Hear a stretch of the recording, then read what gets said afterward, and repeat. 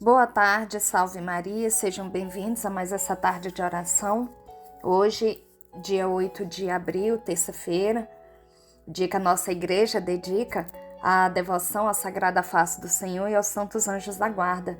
Nós pedimos a intercessão desses santos anjos da guarda, de Nossa Senhora, do glorioso São José, dos nossos santos de devoção. E hoje nós vamos falar sobre uma figura que talvez ela seja bem desconhecida da maior parte das pessoas. Vamos falar um pouquinho a respeito dele e do exemplo, do grande exemplo que ele deixou para nós. É o Padre Thomas Byles. Já ouviu falar dele? Então, vamos ouvir falar um pouquinho sobre a experiência dele. Para a maioria das pessoas que o conhece a sua história, ele nem precisa ser canonizado. Ele já foi um santo em vida e com certeza ele já está no céu. Vou iniciar fazendo uma pergunta e gostaria que cada um refletisse.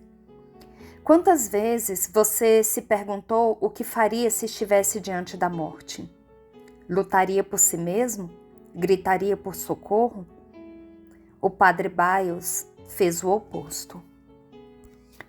Enquanto o maior navio do mundo afundava, ele permaneceu calmo, porque sabia que tinha uma missão. Thomas Byles nasceu em 1870, filho de um pastor protestante. Estudioso brilhante em Oxford, se converteu ao catolicismo e se tornou padre, contra tudo e todos. Em 1912, embarcou no Titanic como passageiro da segunda classe. Seu destino era Nova York, onde celebraria o casamento do próprio irmão. Na manhã do dia 14 de abril, poucas horas antes da tragédia, celebrou uma missa para os passageiros da terceira classe. Ele falou sobre os coletes salva-vidas espirituais, a oração, a fé e a entrega. Nenhuma metáfora poderia ser mais literal do que o que viria a seguir. Na noite em que o Titanic colidiu com o iceberg, Padre Byles estava no convés rezando seu breviário. Ao ouvir o impacto, não correu. Ele desceu até o fundo do navio onde estavam os passageiros mais pobres, imigrantes, famílias inteiras e mulheres com filhos no colo. Com voz firme, sem hesitar, ele começou a guiar aqueles que podiam até os botes, recusando 2 convites para embarcar. Ele teve 2 chances de sobreviver ao Titanic. Ele dizia: "Meu dever não é me salvar, é ficar com os que não têm mais esperança." Ele ouviu confissões, rezou o rosário, abraçou crianças, consolou homens que tremiam como meninos e ficou. Ficou até a água cobrir os joelhos, ficou até a popa levantar, ficou até o último suspiro. O Padre Byles não morreu por acaso. Ele morreu porque escolheu servir até o fim. Em um mundo onde tantos líderes fogem do navio quando começa a afundar, ele provou que o verdadeiro poder está na entrega e não na sobrevivência. Ele poderia ter vivido, mas decidiu morrer como símbolo de uma fé que não abandona, de um amor que não recua e de um sacerdócio que não negocia com medo. O corpo dele nunca foi encontrado, mas o que ele deixou foi muito mais que memória, foi um legado. Padre Byles não foi só um mártir do Titanic, mas um lembrete do que significa liderar com alma, proteger os esquecidos e manter a dignidade até o fim. Enquanto tantos tentam ser heróis no palco, ele escolheu ser santo no porão. E é por isso que o mundo jamais esquecerá o seu nome. E agora você poderá levar essa história para mais gente. Nessa tarde, nós pedimos ao Senhor que nos ajude a ter uma vida de entrega como teve Padre Thomas Byles e que seu nome não seja esquecido ao longo da história. Que nós possamos compartilhar essa história para que outras pessoas conheçam a entrega desse homem, a entrega de uma pessoa que deu a sua vida para confortar aqueles a quem perderia a vida junto com ele. Que nós possamos tomar esse exemplo do Padre Thomas Biles para a nossa vida e que também possamos fazer história na vida de outros irmãos. Pelo sinal da Santa Cruz, livrai-nos Deus nosso Senhor dos nossos inimigos. Em nome do Pai, do Filho e do Espírito Santo. Amém. Vinde, Espírito Santo, vinde por meio da poderosa intercessão do Imaculado Coração de Maria, vossa amadíssima esposa. Vinde, Espírito Santo, vinde por meio da poderosa intercessão do Imaculado Coração de Maria, vossa amadíssima esposa. Vinde, Espírito Santo, vinde por meio da poderosa intercessão do Imaculado Coração de Maria, vossa amadíssima esposa. Pai nosso que estais nos céus, santificado seja o vosso nome, venha a nós o vosso reino, seja feita a vossa vontade, assim na terra como no céu. O pão nosso de cada dia nos dai hoje. Perdoai-nos as nossas ofensas, assim como nós perdoamos a quem nos tem ofendido. E não nos deixeis cair em tentação, mas livrai-nos do mal. Amém. Ave Maria, cheia de graça, o Senhor é convosco. Bendita sois vós entre as mulheres, e bendito é o fruto do vosso ventre, Jesus. Santa Maria, Mãe de Deus, rogai por nós, pecadores, agora e na hora da nossa morte. Amém. Creio em Deus Pai Todo-Poderoso, Criador do céu e da terra, e em Jesus Cristo, seu único Filho, nosso Senhor, que foi concebido pelo poder do Espírito Santo, nasceu da Virgem Maria, padeceu sob Pôncio Pilatos, foi crucificado, morto e sepultado, desceu à mansão dos mortos, ressuscitou ao terceiro dia, subiu aos céus, está sentado à direita de Deus Pai Todo-Poderoso, donde há de vir a julgar os vivos e os mortos. Creio no Espírito Santo, na Santa Igreja Católica, na comunhão dos santos, na remissão dos pecados, na ressurreição da carne, na vida eterna. Amém. Nessa primeira dezena, nós vamos pedir ao Senhor as intenções pela saúde, a saúde física, a saúde espiritual, a saúde mental de cada um de nós. Que o Senhor acolha essas intenções, que o Senhor sonde os nossos corações. E o Senhor sabe, todos aqueles que nos pediram orações, que o Senhor também os visite nessa tarde.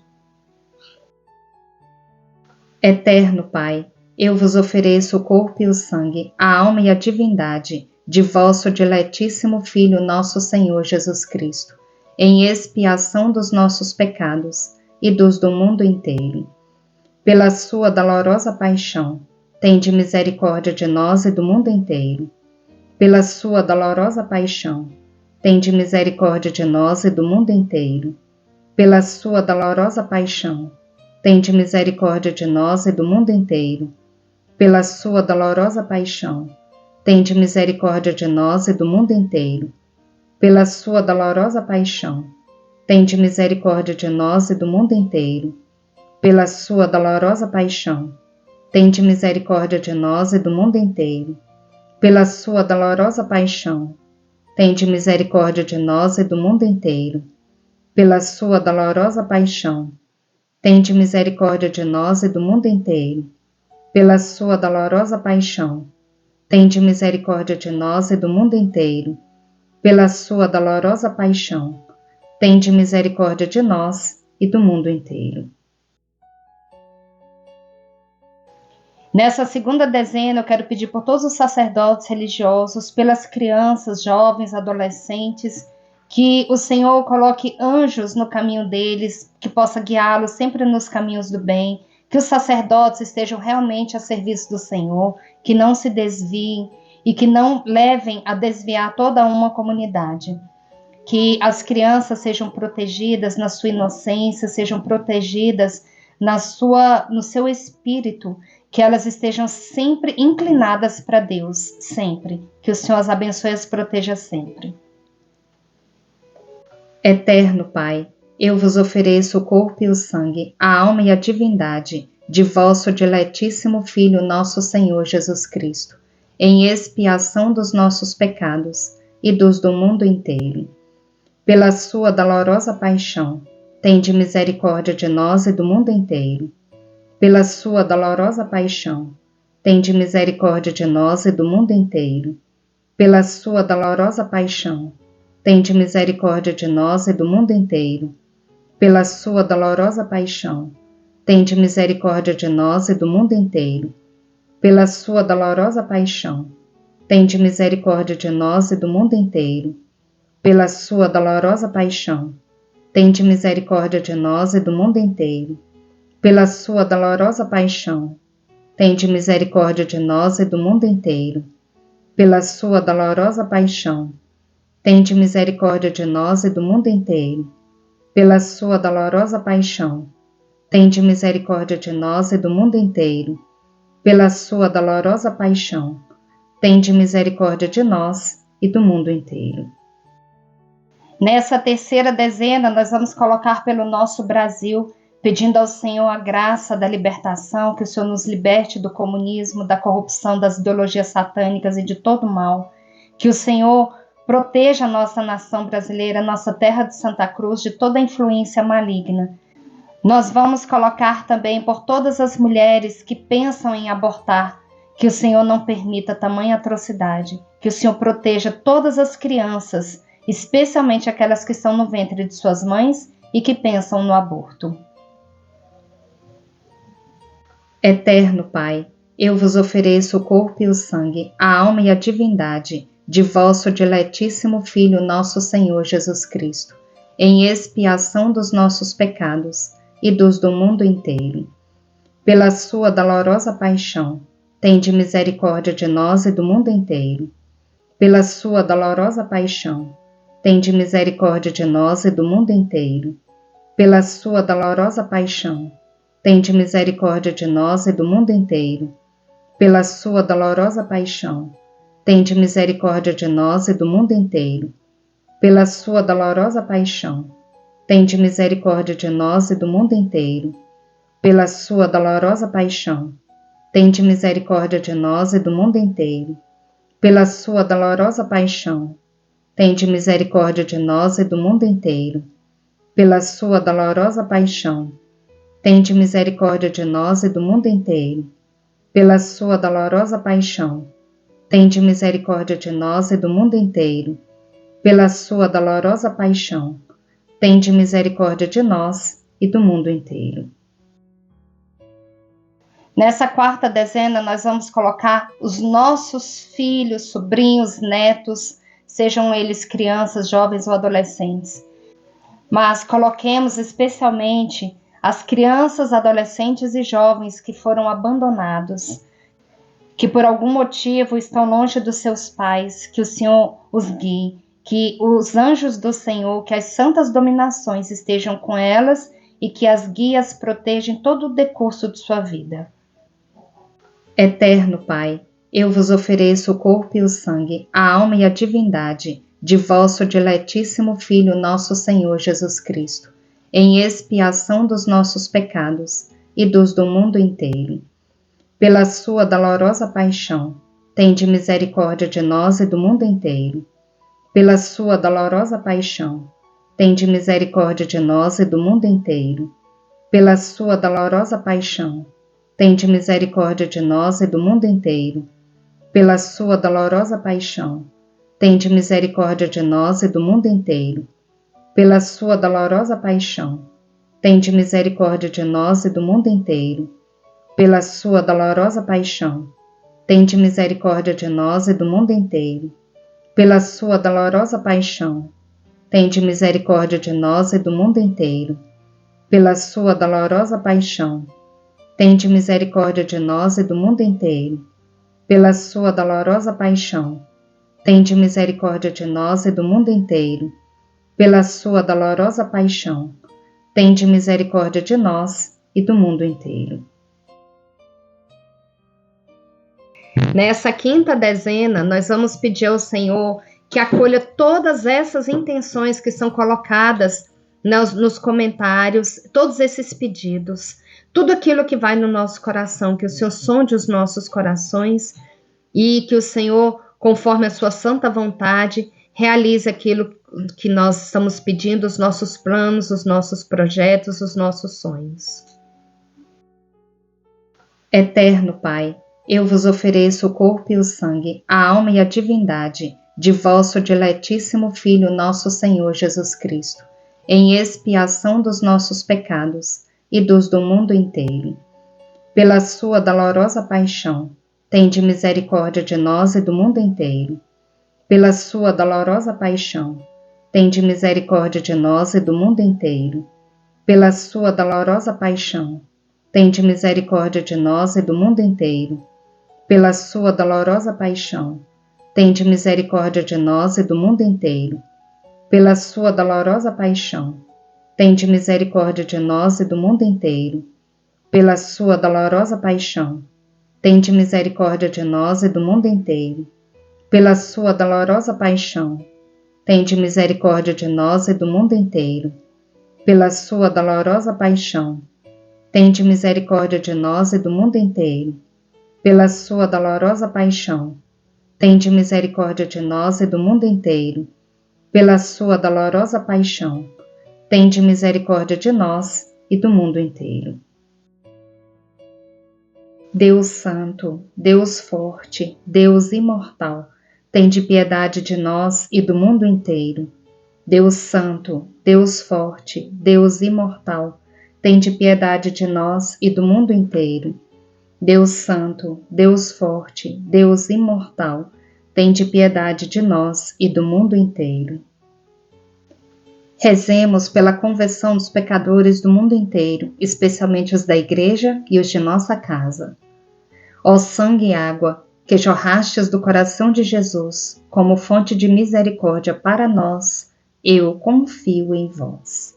Jesus, eu confio em vós. Amém.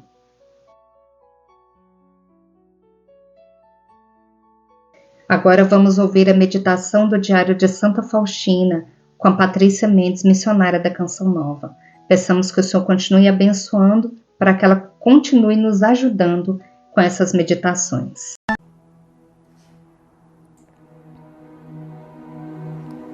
Diário de Santa Faustina, 1087. Quando um dia decidi exercitar-me em certa virtude, caí no erro contrário a essa virtude 10 vezes mais que em outros dias. À noite, eu estava refletindo por que eu caíra de forma tão excepcional. E então ouvi estas palavras: contaste muito contigo e pouco comigo. Compreendi a razão das minhas quedas.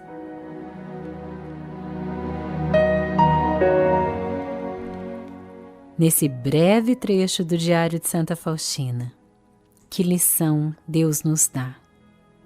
E é isso que muitos de nós temos vivido, infelizmente. Mas é tempo de conversão, porque todos os dias Deus nos chama à mudança de vida. Todos os dias Deus nos convida a voltarmos para Ele. Porque, infelizmente, ao longo do dia, muitas são as distrações. Ao longo do dia, muitas são as tentações. Ao longo do dia, muitas são as situações que vêm nos tirar da vontade de Deus.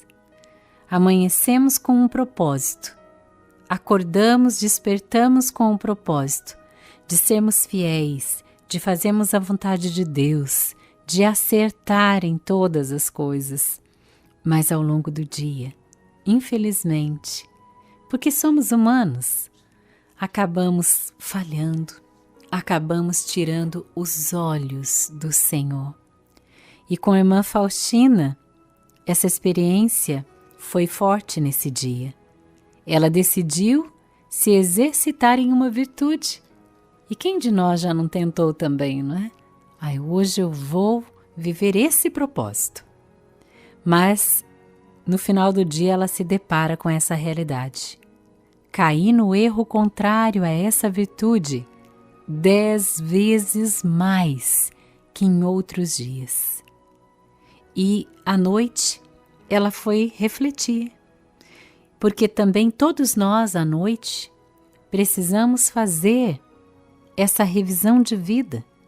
Antes de se deitar, antes de dormir, nós precisamos revisar o nosso dia. Nós precisamos olhar para tudo que nós vivemos durante aquele dia, pedir perdão a Deus pelos nossos erros e fazer o propósito de nos emendar, de sermos melhores no outro dia com a graça de Deus. E Faustina percebe que naquele dia ela caiu de forma excepcional, fora do comum. E ela se questionou o porquê dessa queda. E a resposta do Senhor é fulminante. Contaste muito contigo e pouco comigo. Guarde essa palavra do Senhor hoje para você e eu quero guardá-la para mim. Contaste muito contigo e pouco comigo. Essa experiência de irmã Faustina é uma grande lição para nós. Vamos contar mais com Deus e menos conosco? É nele que nós precisamos nos apoiar. É nele que nós precisamos colocar a nossa confiança, a nossa vida, tudo que vivemos ao longo do dia. Contar menos conosco e mais com Deus. Esse é o segredo. Bendigamos ao Senhor, demos graças a Deus. Rezemos agora o terço do amor, pedindo ao Senhor a libertação das almas do purgatório. Que o Senhor tenha misericórdia e que elas sintam o alívio através das nossas orações. Pai nosso que estais nos céus, santificado seja o vosso nome.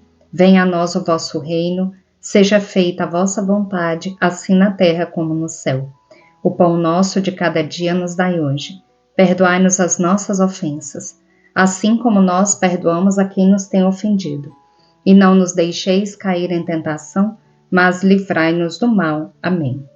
Ave Maria, cheia de graça, o Senhor é convosco.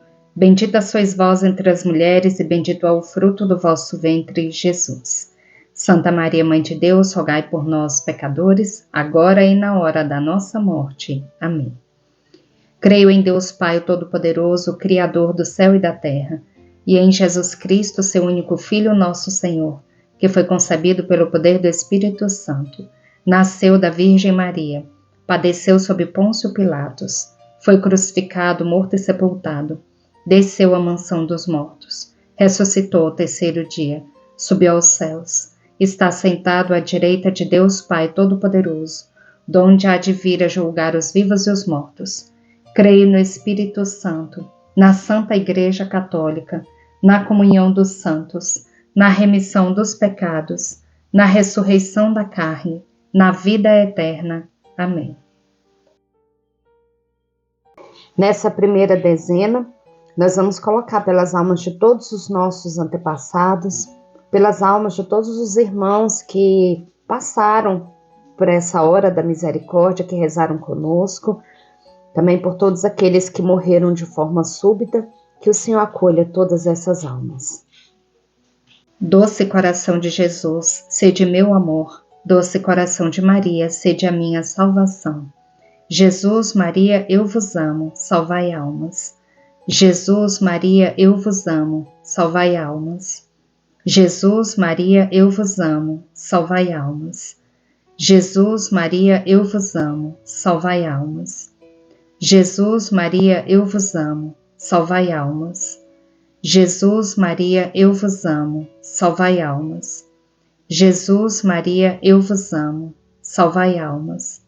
Jesus, Maria, eu vos amo, salvai almas. Jesus, Maria, eu vos amo, salvai almas. Jesus, Maria, eu vos amo, salvai almas. Segunda dezena, rezemos pelas almas dos sacerdotes, religiosos, missionários e consagrados que ainda se encontram no purgatório. Doce coração de Jesus, sede meu amor. Doce coração de Maria, sede a minha salvação. Jesus, Maria, eu vos amo, salvai almas. Jesus, Maria, eu vos amo, salvai almas. Jesus, Maria, eu vos amo, salvai almas. Jesus, Maria, eu vos amo, salvai almas. Jesus, Maria, eu vos amo, salvai almas. Jesus, Maria, eu vos amo, salvai almas. Jesus, Maria, eu vos amo, salvai almas. Jesus, Maria, eu vos amo, salvai almas. Jesus, Maria, eu vos amo, salvai almas. Jesus, Maria, eu vos amo, salvai almas. Terceira dezena, rezemos pelas almas dos nossos vizinhos falecidos e por todas as almas abandonadas e esquecidas no purgatório. Doce coração de Jesus, sede meu amor. Doce coração de Maria, sede a minha salvação. Jesus, Maria, eu vos amo, salvai almas. Jesus, Maria, eu vos amo, salvai almas. Jesus, Maria, eu vos amo, salvai almas. Jesus, Maria, eu vos amo, salvai almas. Jesus, Maria, eu vos amo, salvai almas. Jesus, Maria, eu vos amo, salvai almas. Jesus, Maria, eu vos amo, salvai almas. Jesus, Maria, eu vos amo, salvai almas. Jesus, Maria, eu vos amo, salvai almas. Jesus, Maria, eu vos amo, salvai almas. Quarta dezena, rezemos pelas almas dos sacerdotes falecidos que passaram pela nossa vida.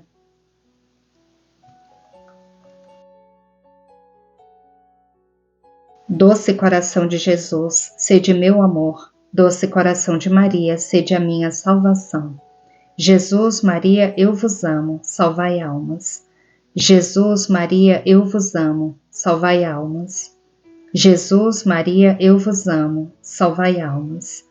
Jesus, Maria, eu vos amo, salvai almas. Jesus, Maria, eu vos amo, salvai almas. Jesus, Maria, eu vos amo, salvai almas. Jesus, Maria, eu vos amo, salvai almas. Jesus, Maria, eu vos amo, salvai almas. Jesus, Maria, eu vos amo, salvai almas. Jesus, Maria, eu vos amo, salvai almas.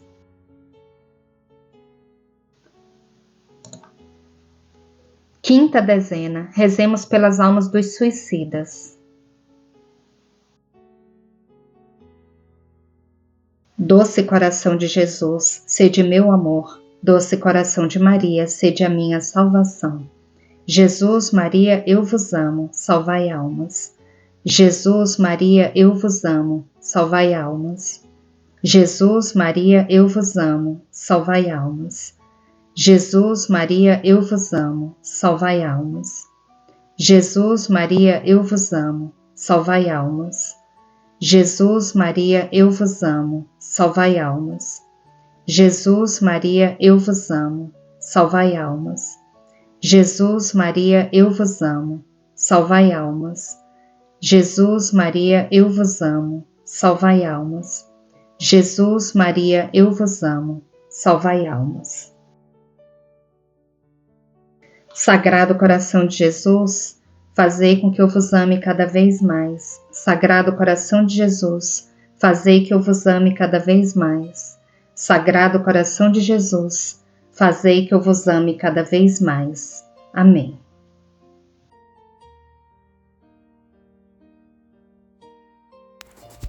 Vamos para a leitura de mais um capítulo do Evangelho como me foi revelado, da mística católica Maria Valtorta. Na verdade, nós vamos ler o capítulo 591 todo, que é bem pequeno, e o 592, que é muito grande, nós vamos ler uma parte dele e amanhã a gente lê o restante. Capítulo 591, à tarde no Getsêmani. Os apóstolos são chamados à realidade depois da ebridade do triunfo.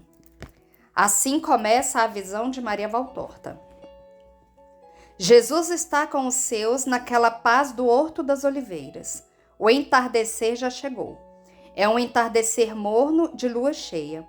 Estão sentados sobre as cadeiras naturais, que são algumas saliências por baixo das oliveiras, justamente as primeiras que se deixam ver sobre a pracinha natural que forma uma clareira logo no começo. O cedron rumoreja contra os seus seixos e parece estar conversando sozinho. Ouve-se um ou outro canto de rouxinol, algum sopro da brisa e nada mais. Jesus fala: depois do triunfo desta manhã, bem diferente está o vosso espírito. Que é que eu devo dizer? Que ficou tranquilo? Oh, sim, segundo a humanidade ficou tranquilo. Entrastes na cidade tremendo por causa de minhas palavras.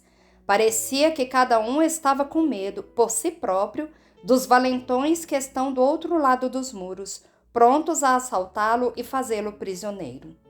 Em cada homem há um outro homem que se revela nas horas de perigo. Nele há também o herói, que nas horas de maior perigo aflora daquele homem manso que todos sempre olhavam e julgavam não valer nada. O herói que na hora da luta diz: eis-me aqui. E que diz ao inimigo, ao prepotente: vem cá, vem medir-te comigo. Há o santo que, enquanto todos fogem atemorizados diante da ferocidade dos que querem fazer vítimas, lhes diz: levai-me como refém e como vítima, eu pagarei por todos. E ao cínico que da infelicidade dos outros quer tirar proveito para si próprio e ainda ri sobre os corpos mortos das vítimas. Ao traidor que tem uma coragem que lhe é própria, a de fazer o mal. O traidor é uma amálgama do cínico com o velhaco, que é também uma das categorias que gostam de se manifestar nas horas dolorosas.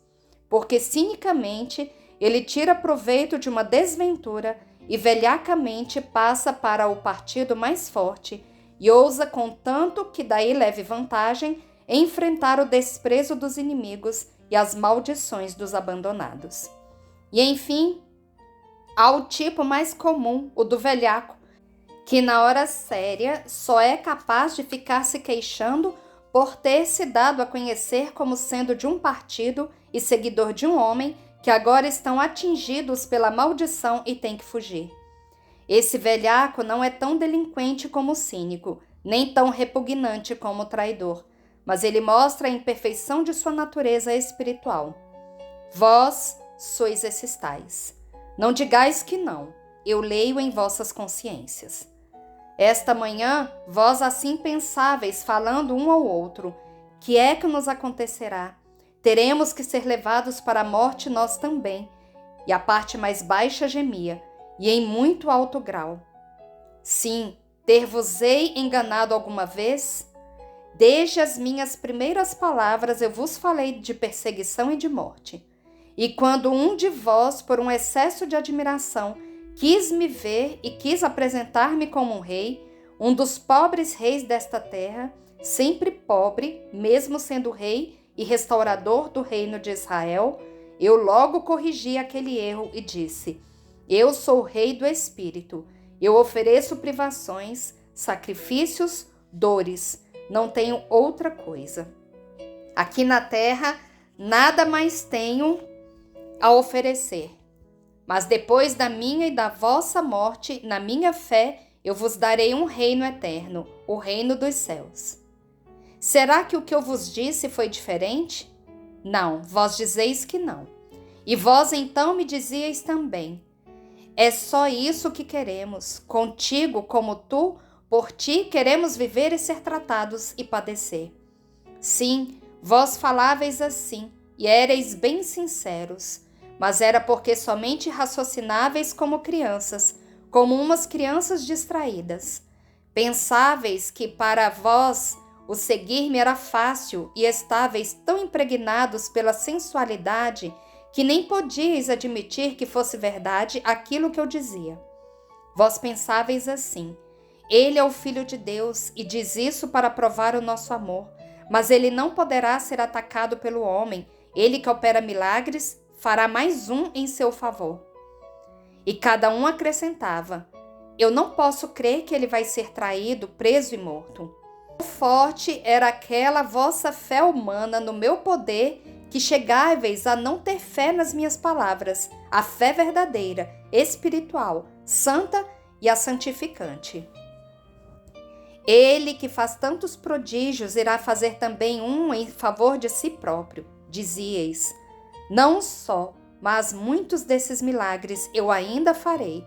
Contudo, 2 deles serão tais como a mente humana nem pode pensar. Serão tais como somente os que acreditam no Senhor poderão admitir. Todos os outros nos séculos dos séculos dirão: é impossível. E até depois da morte eu serei objeto de contradição para muitos. Em uma amena manhã de primavera, eu anunciei do alto de um monte as diversas bem-aventuranças. Há ainda mais uma. Bem-aventurado aquele que sabe crer sem ver. Eu já disse, andando pela Palestina, felizes daqueles que ouvem a palavra de Deus e a observam. E ainda, felizes daqueles que fazem a vontade de Deus. E outras e mais outras eu disse, porque na casa de meu Pai são numerosas as alegrias que estão esperando os santos, mas também esta outra existe. Felizes daqueles que creem sem ter visto com os olhos corporais. Muitos santos haverá que, estando na terra, já estarão vendo Deus, o Deus escondido no mistério de amor. Mas vós, depois dos 3 anos que estáis comigo, ainda não chegastes a ter essa fé.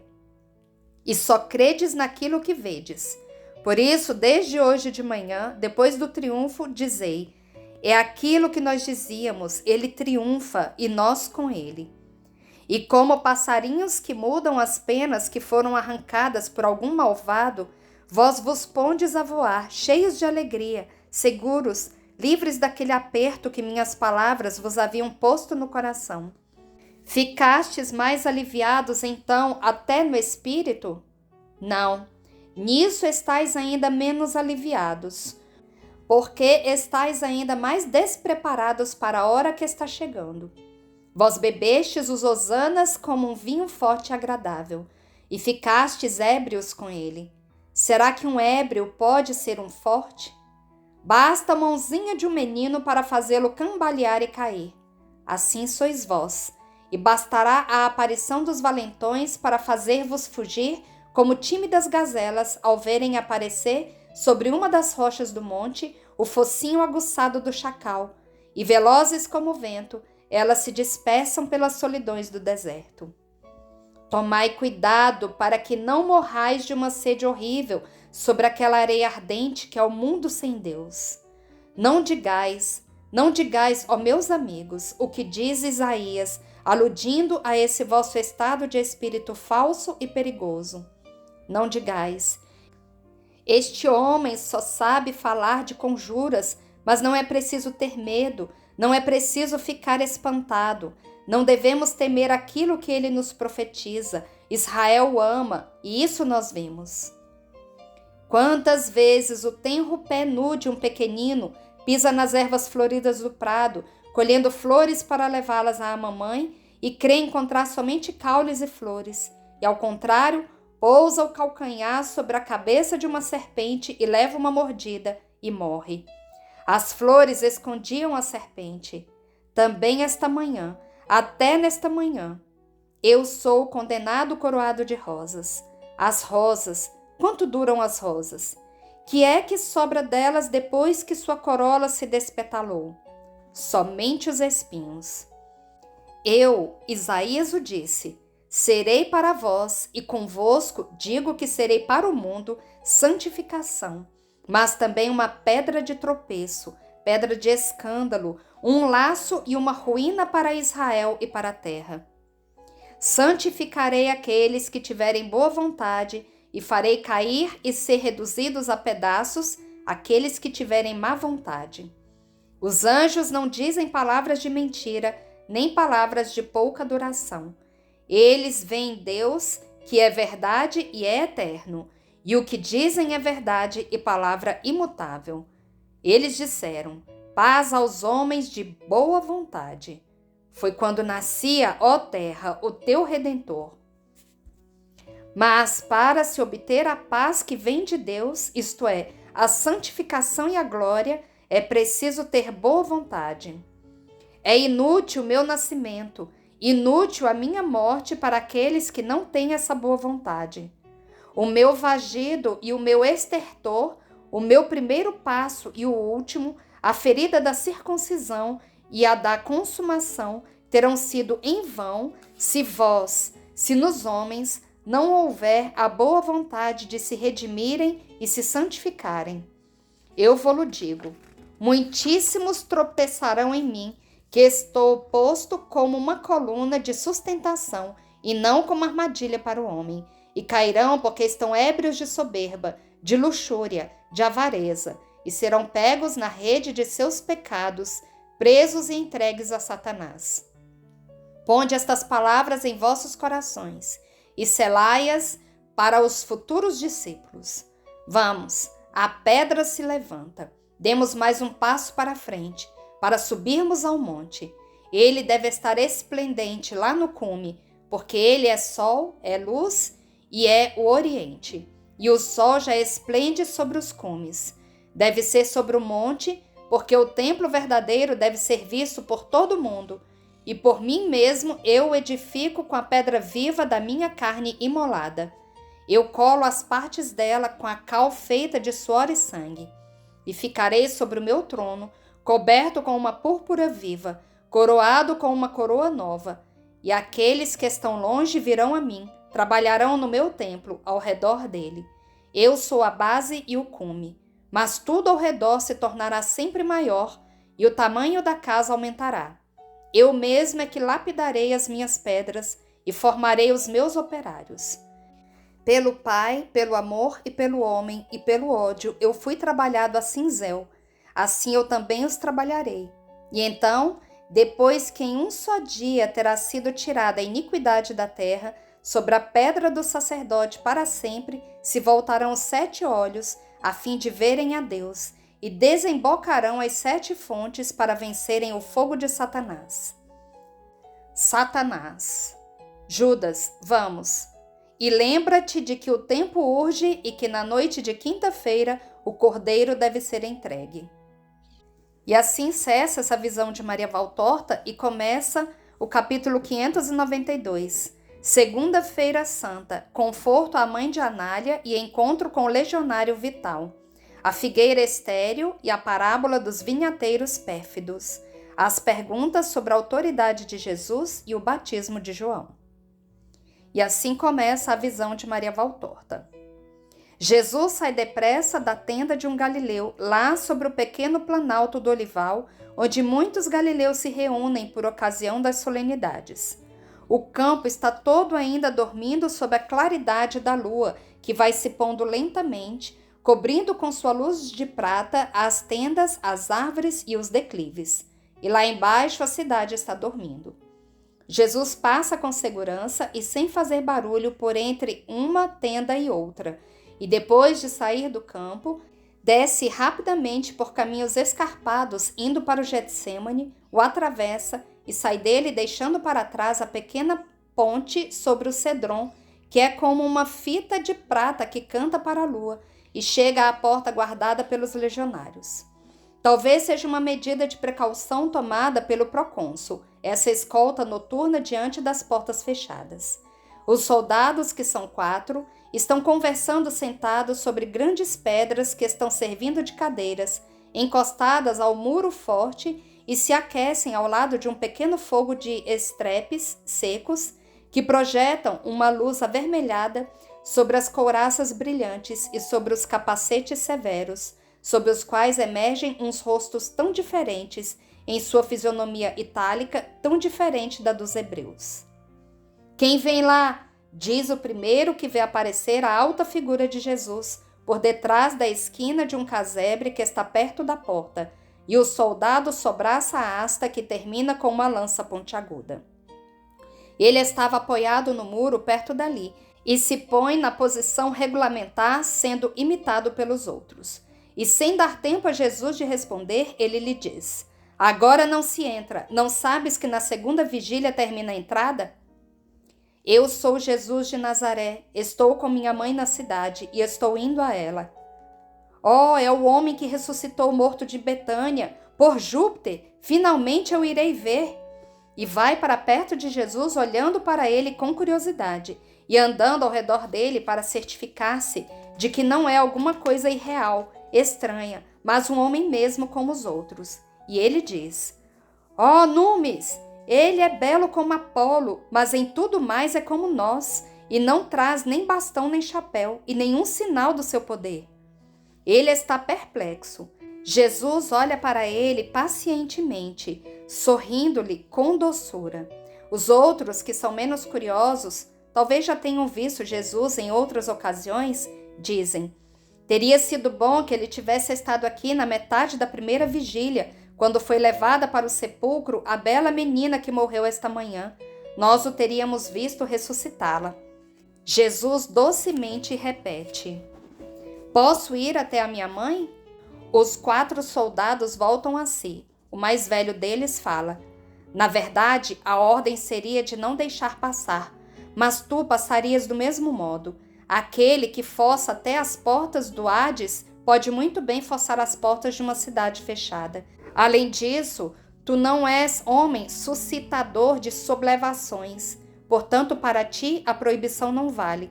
Toma cuidado para não seres visto pelas rondas do lado de dentro. Abre, Marcos Grato, e tu passa sem fazer barulho.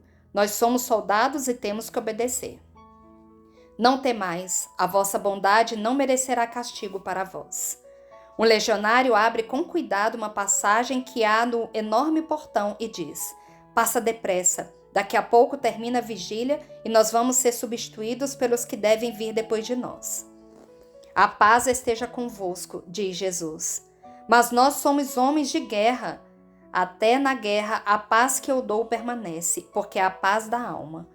E Jesus mergulha na escuridão do buraco que se abriu através dos muros. Ele passa silencioso pela frente do corpo de guarda e o buraco aberto deixa sair a luz trêmula de uma candeia de azeite. É uma lâmpada comum, suspensa do forro por um gancho, e com a luz dela podem ver-se os corpos dos soldados que estão dormindo sobre umas esteiras no chão, todos enrolados em seus mantos e com as armas aos seus lados. Jesus já está na cidade, e eu o perdi de vista enquanto fiquei observando 2 daqueles soldados que estão entrando e que observam se ele se afastou antes de entrar e despertar os que estão dormindo, pois é a troca do turno. Não o estamos vendo mais. Que terá ele querido dizer com aquelas palavras? Eu gostaria de sabê-lo, diz o mais novo. Tu devias ter-lhe feito a pergunta. Ele não nos despreza. É o único hebreu que não nos despreza, que não nos maltrata de modo algum, responde o outro que já tem mais idade. Não tive coragem. Logo eu, um camponês de Benevento, ir falar a alguém que dizem ser Deus. Um Deus montado num jumento? Se ele fosse um bêbado como Baco, poderia ser, mas bêbado ele não é. Creio que ele não bebe. Não vedes como é pálido e magro? Contudo, os hebreus, eles sim que bebem, ainda que não mostrem que o fazem, e bêbados por terem tomado dos fortes vinhos destas terras e de suas cíceras chegaram a ver um Deus em um homem. Podes crer em mim, os deuses são invenções, o Olimpo está vazio deles e a terra não os tem. Se eles te ouvissem, serás ainda tão criança que não possas ser um candidato e não saibas ainda que o próprio César não crê nos deuses e que neles também não creem os pontífices, nem os álgures, nem os adivinhos, nem os sacerdotes, nem as vestais, nem ninguém? E então por quê? Porque os ritos? Porque agradam ao povo e são úteis aos sacerdotes e servem a César, para que ele se faça obedecer como se fosse um deus, levado pela mão dos deuses do Olímpio. Mas os primeiros a não crerem são justamente aqueles que nós veneramos como ministros dos deuses. Eu sou pirrônico, já percorri todo o orbe, já fiz muitas experiências. Os meus cabelos já estão ficando brancos nas sobrancelhas e meu pensamento já amadureceu. Tenho como um código pessoal estas 3 sentenças: amar Roma, única deusa e única certeza, amá-la até o sacrifício da própria vida. Não acreditar em nada, pois tudo aquilo que nos circunda é ilusão, com exceção da pátria sagrada e imortal. Até de nós devemos duvidar, porque é incerto até se nós estamos vivos. Os sentidos e a razão não bastam para dar-nos a certeza de chegarmos a conhecer a verdade, e viver e morrer têm o mesmo valor, porque não sabemos o que é viver e não sabemos o que é morrer. Diz ele, afetando ter um ceticismo filosófico de uma criatura superior. O outro o fica olhando na incerteza. Depois diz: pois eu, ao contrário, creio e gostaria de saber por meio daquele homem que passou por aqui há pouco. Ele certamente sabe a verdade. Há uma coisa estranha que sai dele. É como uma luz que entra dentro da gente. Esculápio te salve, tu estás doente. Há pouco subiste do vale para a cidade, e as febres aparecem facilmente nos que fazem esta viagem, sem se terem ainda aclimatado com esta região. Tu estás delirando. Vem cá, não há nada como vinho quente com aromas para fazer que saia de nós, com o suor, o veneno da febre do Jordão. E o manda para o corpo da guarda, mas o outro se livra dele, dizendo: eu não estou doente, não quero vinho quente drogado, eu quero velar lá fora dos muros. E mostra o lado interno do bastião. E ficar esperando o homem que se chama Jesus. Se ficar esperando não te desagrada, eu vou despertar aqueles para a substituição. Adeus. Ele entra fazendo muito barulho no corpo da guarda, despertando os companheiros e gritando: já chegou a hora, vamos, ó grande preguiçosos, já estou cansado. Boceja rumorosamente e pragueja porque deixaram que o fogo apagasse e porque beberam todo o vinho quente, tão necessário para enxugar o orvalho da Palestina. O outro, o jovem legionário, encostado a uma muralha que a lua toca com sua luz do poente, espera que Jesus volte do lugar aonde foi, e as estrelas velam pela esperança dele. Enquanto isso, Jesus já chegou à casa de Lázaro sobre a colina de Sião e está batendo à porta. Levi a abre. És tu, mestre, as patroas estão dormindo, por que não mandaste um servo se precisavas de alguma coisa? Não o teriam deixado passar. Ah, é verdade, mas como foi que tu passaste?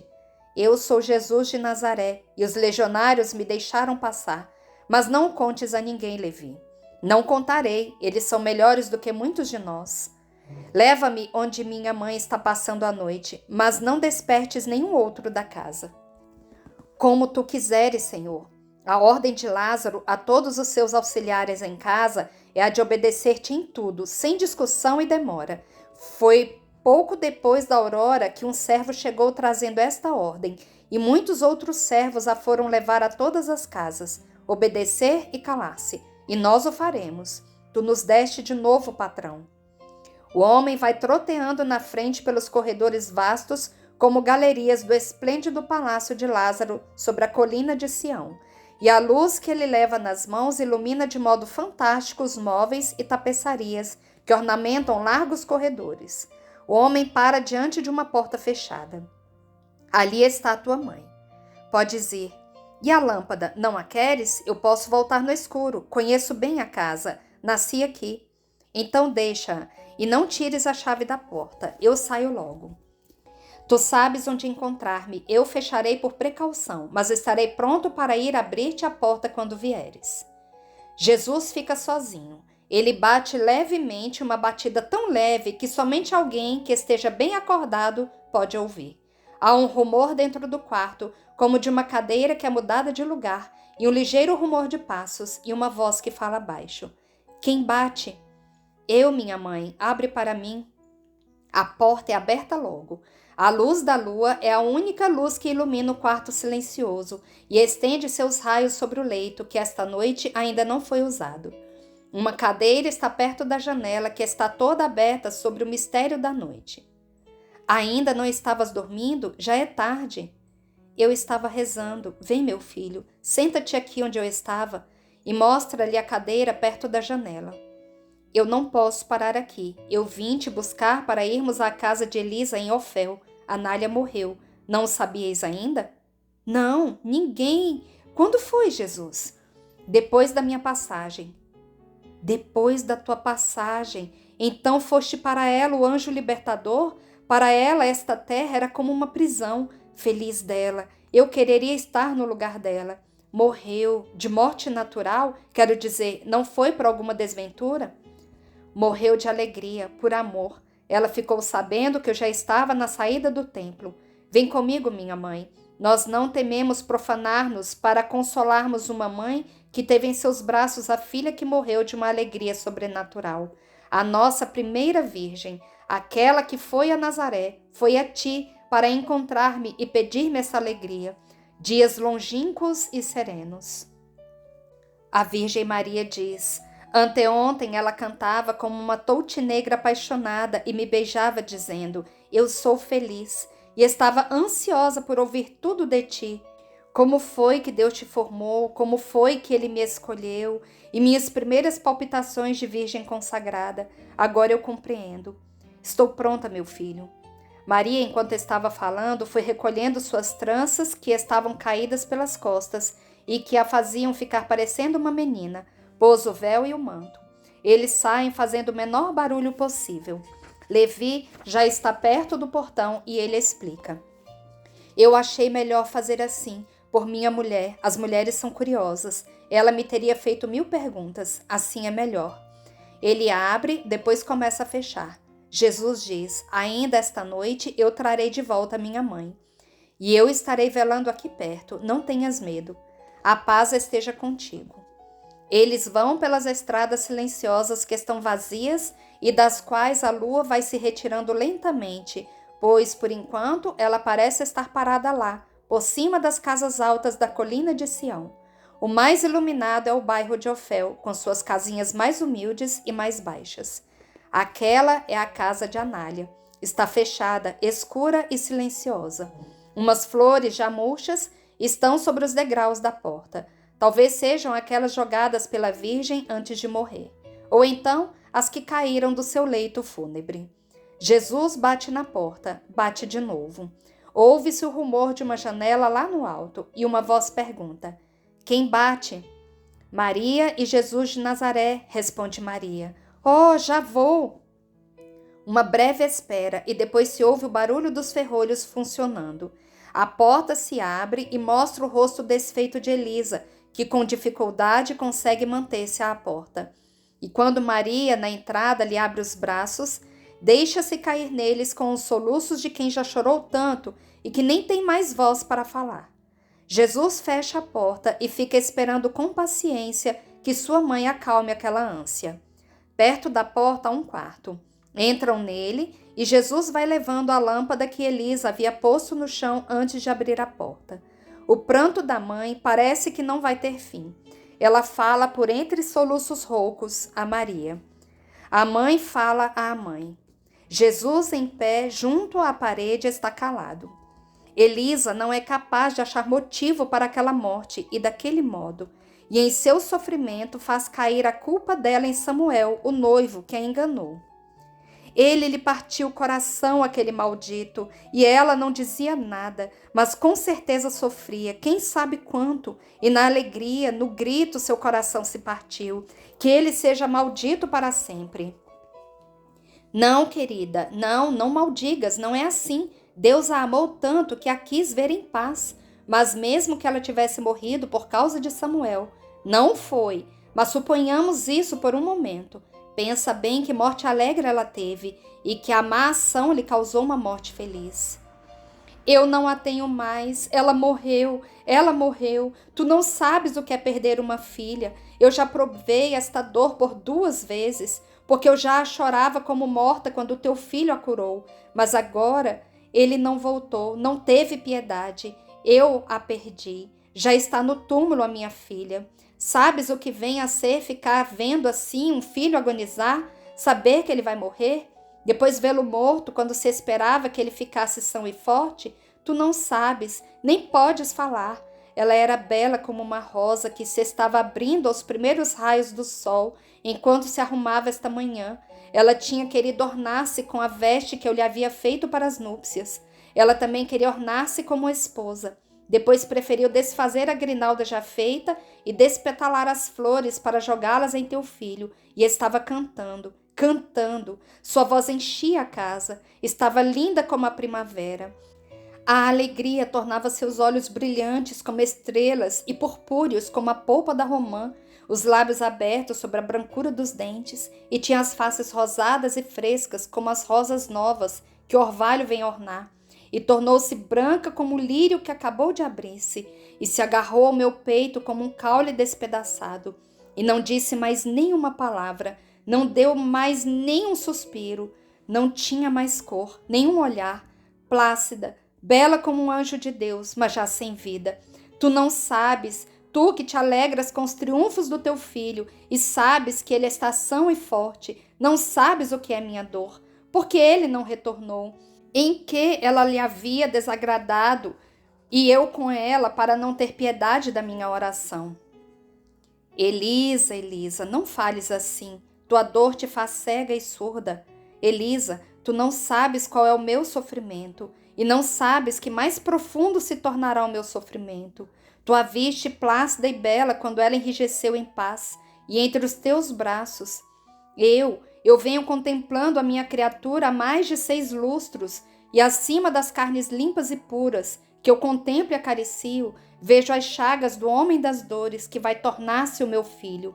Sabes, tu que dizes que eu não sei o que é ver meu filho ir 2 vezes para a morte, e na segunda ficar em paz, será que sabes o que é para uma mãe ter diante dos olhos uma visão assim por tantos anos?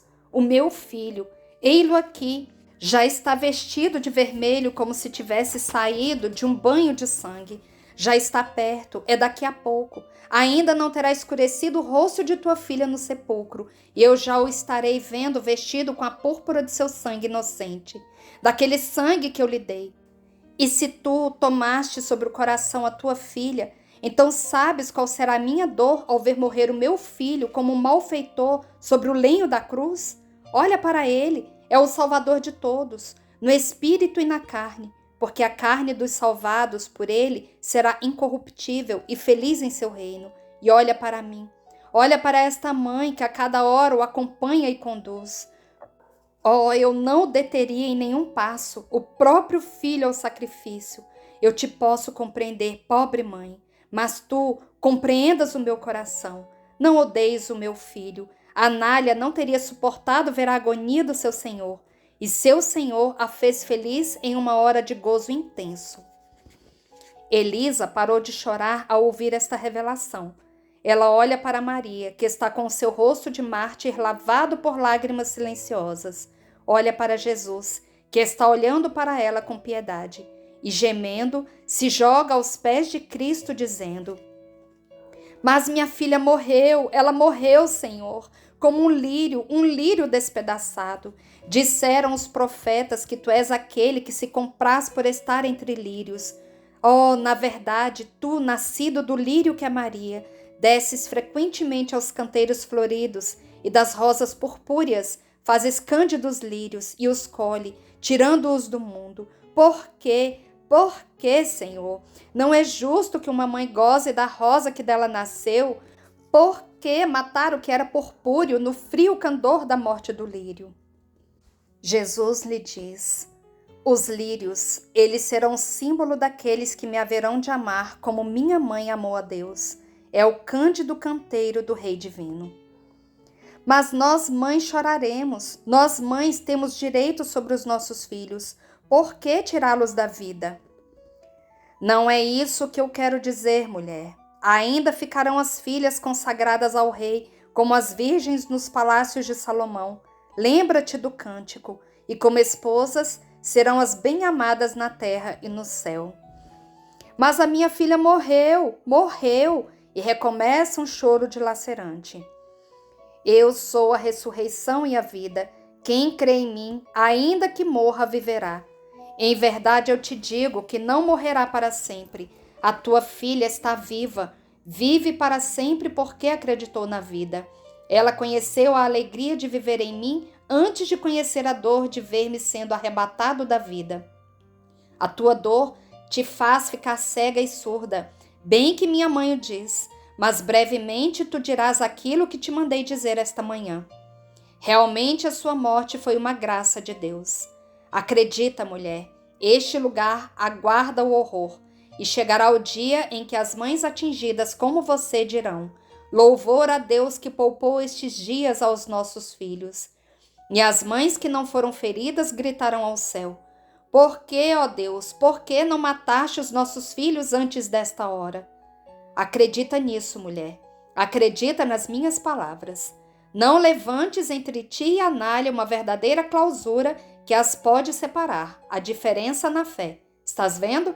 Eu podia não ter vindo. Tu sabes quanto eu sou odiado. Que não te iluda o triunfo de uma hora. Cada canto pode estar escondendo uma cilada para mim. Eu vim sozinho, de noite, para consolar-te e dizer-te essas palavras. Eu me compadeço da dor de uma mãe, mas pela paz de tua alma, eu venho dizer-te estas palavras. Fica em paz, em paz. Dá-me essa paz, Senhor. Eu não posso neste sofrimento. Dá-me paz. Mas tu que dás a vida aos mortos e a saúde aos que estão morrendo, dá a paz ao coração dilacerado de uma mãe. Assim seja, mulher, que tenhas a paz.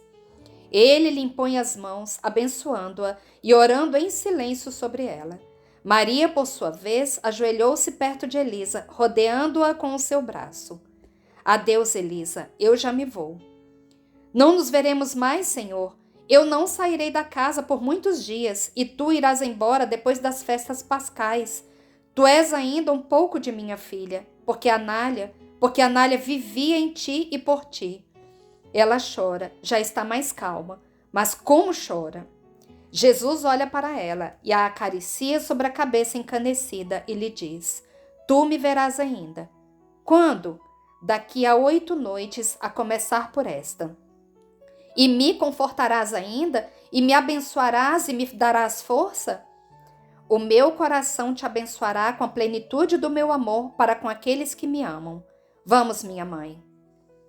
Meu filho, se tu me permites, eu gostaria de ficar ainda com esta mãe. A dor é um vagalhão que volta depois de ter se afastado aquele que dá paz. Eu estarei de volta à hora de prima. Não tenho medo de andar sozinha. Tu sabes disso e sabes que eu passaria por todo um exército inimigo, contanto que pudesse dar consolo a algum meu irmão da parte de Deus. Seja como quiseres, eu me vou. Deus esteja convosco. Jesus sai sem fazer barulho, fechando atrás de si a porta do quarto e a da casa. Ele volta para perto dos muros, dirige-se para a porta de Efraim. E aqui eu vou encerrar, porque é bem longo, né? Como eu falei, esse capítulo, e a gente continua amanhã dessa parte aqui, onde Jesus saiu da casa de Elisa. Bendigamos ao Senhor, demos graças a Deus. Encerramos mais essa tarde de oração, pedindo a Nossa Senhora, através dessa Salve Rainha, que nos ajude a caminhar neste vale de lágrimas, que nos ajude a sermos conformados com aquilo que o Senhor quiser nos mandar, pedindo apenas a força, que o Senhor nos ajude a ter a força de caminhar e de fazer a sua santa vontade. Salve Rainha, Mãe de Misericórdia, vida, doçura e esperança nossa, salve. A vós bradamos os degredados filhos de Eva, a vós suspiramos gemendo e chorando neste vale de lágrimas. Eia, pois, advogada nossa, esses vossos olhos misericordiosos a nós volvei. E depois deste desterro, mostrai-nos Jesus, bendito o fruto do vosso ventre. Ó clemente, ó piedosa, ó doce sempre Virgem Maria. Rogai por nós, Santa Mãe de Deus, para que sejamos dignos das promessas de Cristo. Amém. Estivemos e sempre estaremos reunidos em nome do Pai, do Filho e do Espírito Santo. Amém. Até amanhã, se Deus quiser. Fiquem com Deus e que Nossa Senhora passe à nossa frente.